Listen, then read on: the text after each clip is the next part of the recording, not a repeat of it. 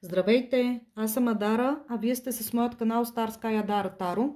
Благодаря ви, че отново сме заедно. Благодаря ви за абонаментите, лайковете и коментарите, които пишете под видеята ми. Изпращам цялата си любов към вас. В случай, че все още не сте се абонирали, а харесвате това, което правя, моля да се абонирате, тъй като по този начин ми помагате да достигна до повече хора, на които да бъда полезна. Ако желаете лична консултация с мен, можете да ми пишете по един от описаните два начина под всяко едно видео. Ако желаете, можете да посетите и да харесате страницата ми във Facebook, която се казва по същия начин, както каналът, където ще откривате всекидневна прогноза. Темата, която съм избрала за днес, се нарича "Отворете сърцата си". Без зададен времеви диапазон, т.е. в момента, в който попаднете на това видео, то ще бъде актуално и ще съдържа информация, която не бива да пропускате и е предназначена само и единствено до вас, като е възможно не винаги да резонира на 100%. И така, нека да започваме. За какво трябва да отворим сърцата си? Разбира се, знайте, че отваряйки сърцата си за това, което следва да кажа, по този начин ще се издигнем в своят живот. Ще влезнем в пълна хармония сами със себе си и ще заживеем живота, който е отреден за нас. В любов, мир и разбирателство. И така, двойка жезли, петица жезли, рицар на мечовете, кралица на мечовете, силата. За какво трябва да отворим сърцата си? За това да спрем да изпитваме неловкост, неувереност, тъга. Знайте, че няма реална причина, поради която се чувстваме по този начин.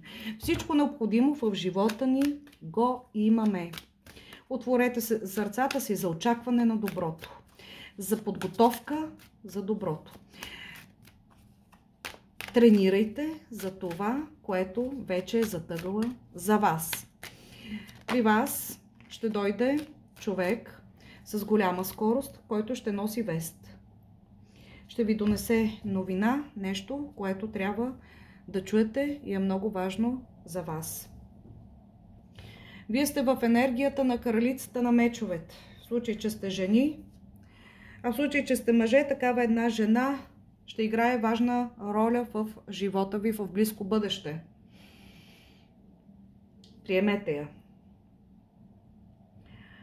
Кралицата на мечовете е въздушна стихия и отговаря на зодиите Близнаци, Везни, Водолей.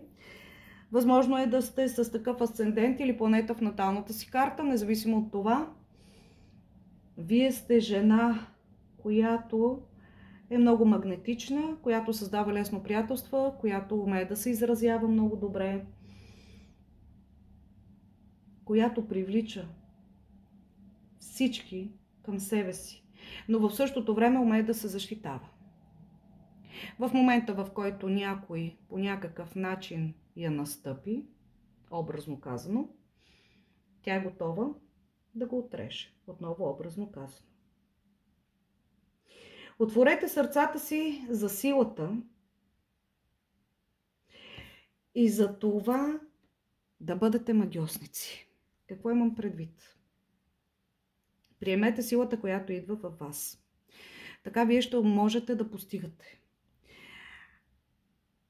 И приемете да бъдете магьосници. По този начин вие ще владеете всички стихии и всяко онова нещо, което желаете да постигнете в живота си, да го привлечете. Ще знаете как да го направите. Какво по-хубаво от това? Отворете сърцата си, за да бъде. Хайде да видим из картите Ленорман. За какво трябва да отворите сърцата си?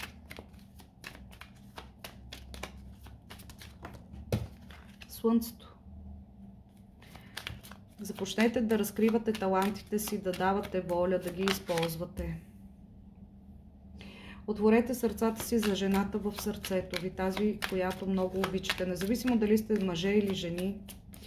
Това е жена, ваш верен приятел, могъщ съюзник, любима жена. Можете да й се доверите, без да се притеснявате. Всеки един от вас знае и усеща за кого говоря.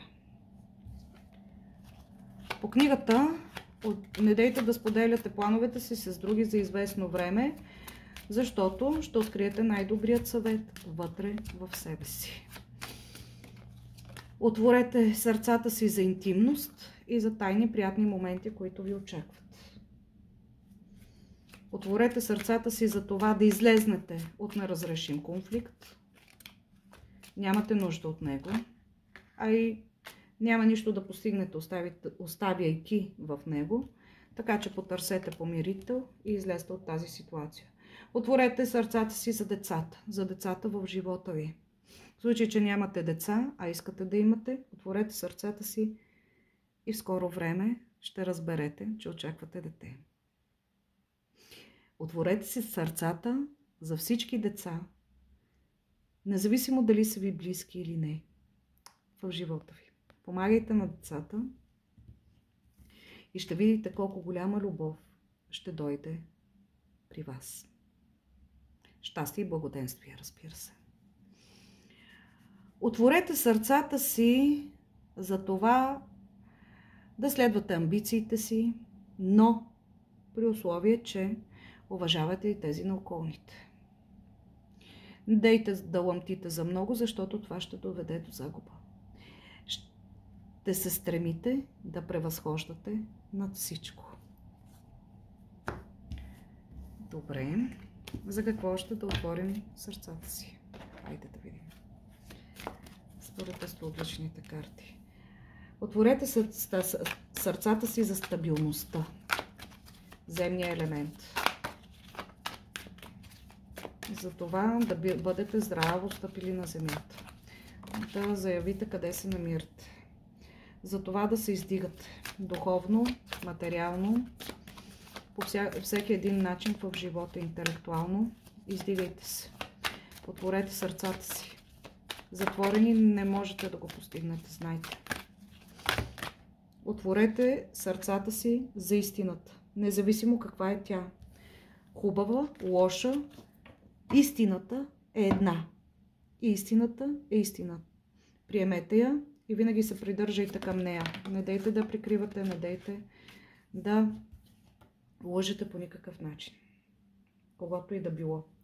Отворете сърцата си за това да виждате всичко около вас, дори и невидимото. Тази карта отговаря на зодия Стрелец.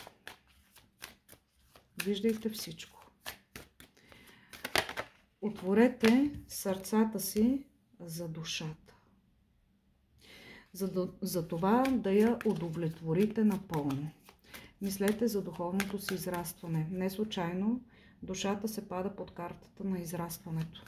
Най-важният път за всяко едно човешко същество е да се извисява духовно.